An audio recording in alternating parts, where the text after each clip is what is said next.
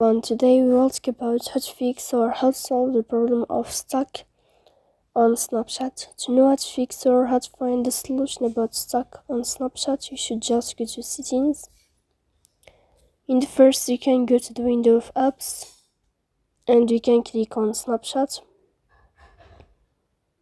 Then you can click on first stop and you can click OK.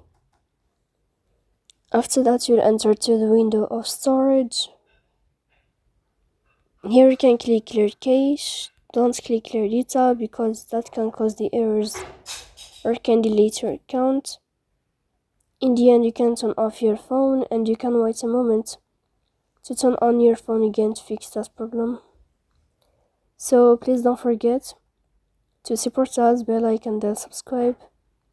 See you next time in another video, and thank you for your attention and your watching.